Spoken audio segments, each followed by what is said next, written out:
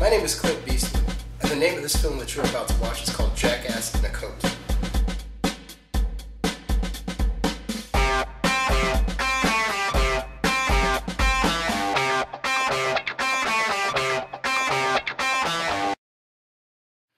Alright, man, where'd you get the inspiration for the name Clint Beastwood?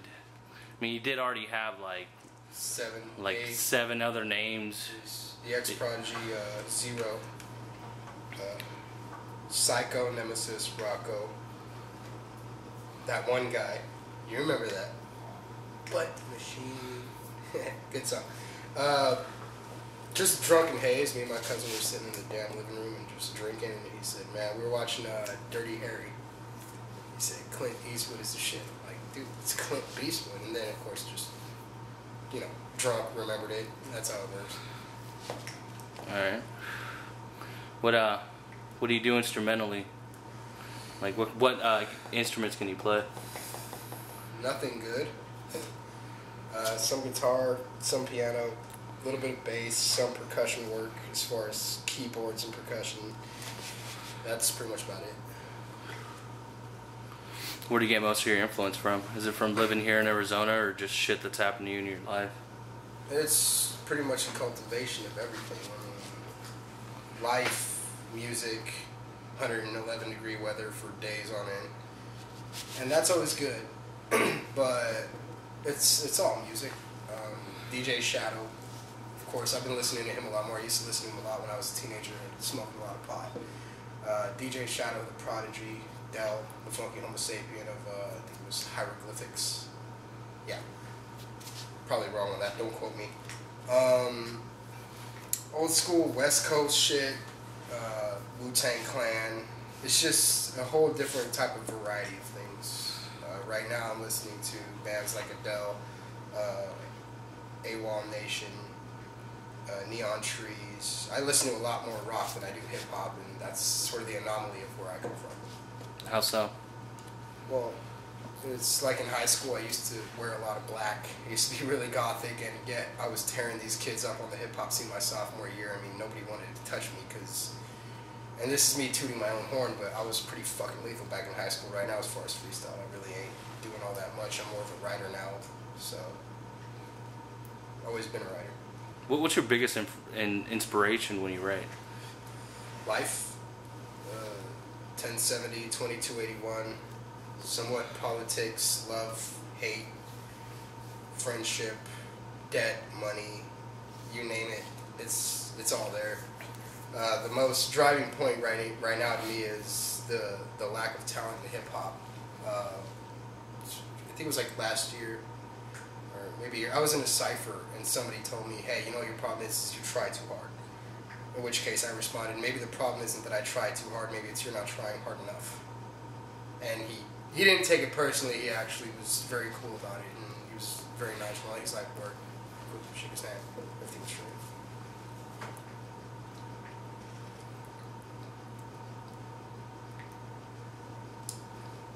Other than that, you know, the way that I pick my instrumentals, everything like that, it's all very different.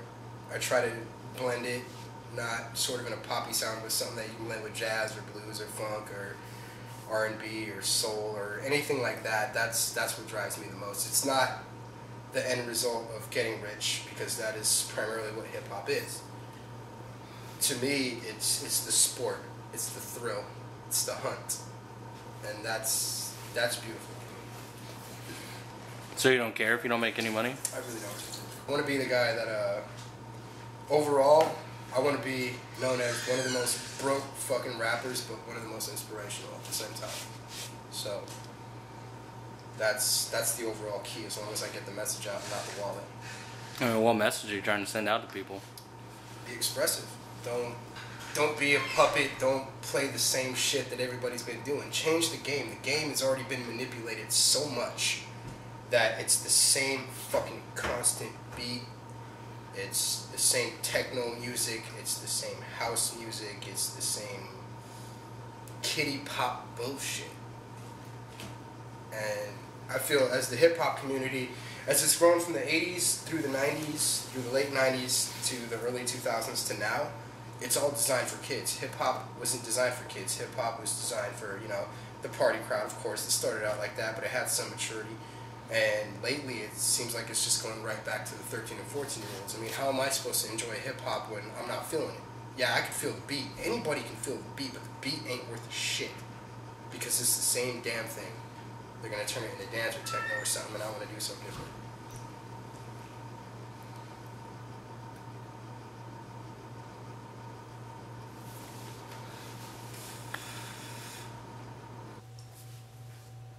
It's just the whole. There's an infinite number beyond just hip hop. I mean, musically in general, there's a lot of people that I look at and I'm just like, you know what, fucking stop, or at least change it up. I mean, all they're doing now is they're just following suit. They're just trying to repeat what's already been done. Change the map. Why stick to the same damn formula? You know? I mean, if we're gonna follow the same damn formula, then music from whenever the hell it started to now should still sound exactly the same, but it doesn't. The only thing is right now there's money, and there's a lot of money involved. A lot of money. And that seems to be the only driving force in hip hop. And I noticed that more with hip hop. And it's not about the money. It's about the spirit. It's about what hip hop is. Hip hop in the mid 80s. I was gonna say it was, oh, that's a fad. That's gonna pass. Well, guess what? With that mentality and not enough musicians going against that, hip hop has evolved into something great, and then it evolved into something garbage. It's mind-boggling. It really is. It's depressing in its own little way.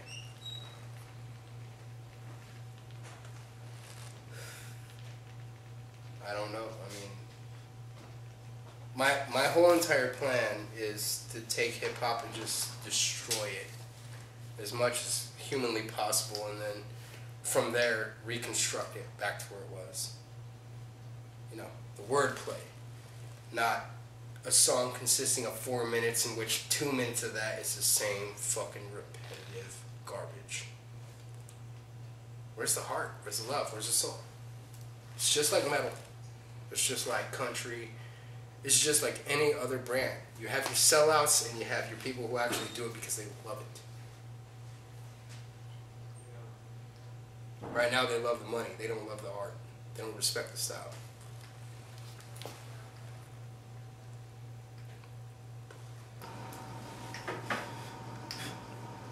Tell me about the responses you've gotten back from the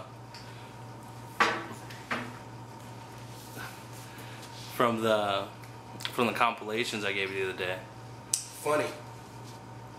The girls were feeling the girl tracks. I'ma show them and victims. They were feeling that. They were loving that. As for fuck a hook line, a lot of the males, they like that. However, I kind of goofed up when I handed out the compilation, because when I said my shit starts at 18, my shit actually started at 20. So they were hearing like a lot of Cowboy Curry shit. And one response I got was, I went into work the other day, like 2 days ago, and I asked her, hey, how did you like it? Because their first tracks were fucked up. I can't believe you would write some crazy shit like that. I'm like, what the hell are you talking about? Like that whole, got a bunch of, and I'm like, oh, no, wait, that wasn't me, my bad, I'm sorry. And I told her, like, I think it was track 20 on up, that was me. She's like, well, still, what the fuck was that you handed me? I tried listening to that whole, and I was like, no, mijo, no, we can't do this, but other than that, I'm gonna show them victims, those are girl tracks, I admit it. Fuck a hook line and hours, those are more for everybody. And so far the response has been very good. It hasn't been like, oh my god, that's stupendous, but they're like, fucking girl, you're saying shit that we understand. Anybody got a letter?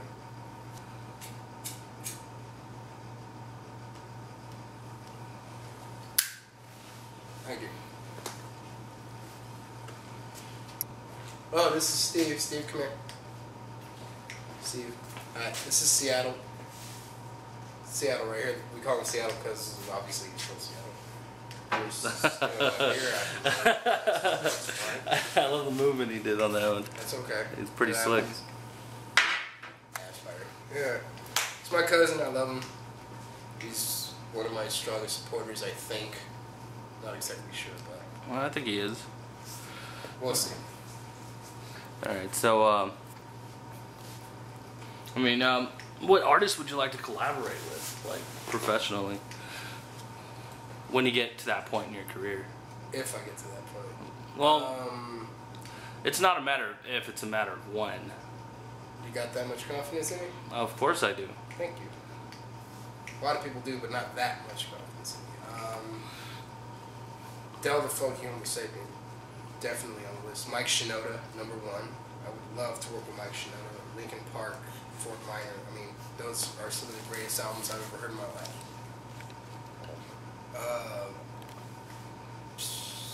Jurassic 5, definitely. Method Man.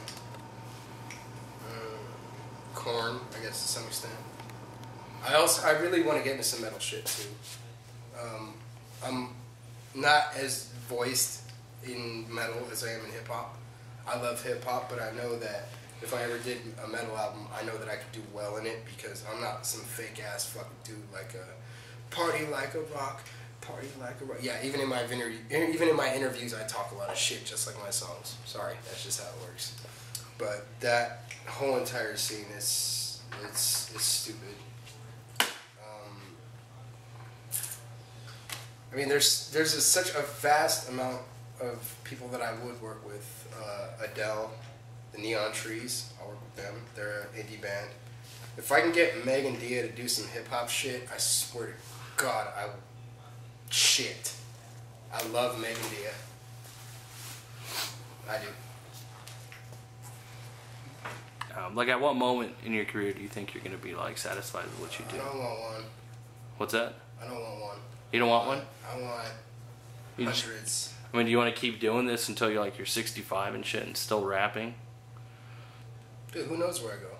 I mean, I'm working on screenplays. I'm working on stories. I mean, let's say that 7-8 years from now, I'm working on a hip-hop album or, I'm doing this and I'm doing that. But eventually, somewhere along the lines, I want to try to do everything. I mean, I want to write books. Not like books about me, I just want to write books. Screenplays, act, metal band. I want to do everything. And I don't care if I'm 60 and I don't have a hip hop career. As long as I can keep motivating myself to do something that's visually or audio wise, just something that's good. I mean, it doesn't matter. I mean, yeah, I'll do this hip-hop thing for a while. I'll do it till the day I die. I don't care.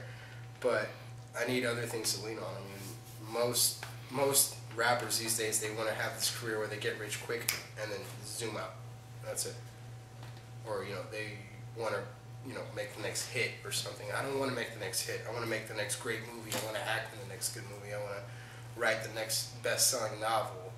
I want to write the next best screenplay. I want to get Academy Awards. I mean, I'm going after the whole entire bank. Not just for the money, just because I feel that I can do it. And I know that when I do it, it doesn't matter if you're the most top-selling rapper or rocker or whatever the hell you're doing. It doesn't matter. I'm going to be right there with you, doing it all. If you continue living life doing the same job, doing the same thing, every day, day in and day out, you lose the aspect of life. The life experience is most important. That's when you can go jump out of a plane or race a car or do something incredibly stupid and survive. But if you're still living the same repetitive life, then what the fuck are you living for?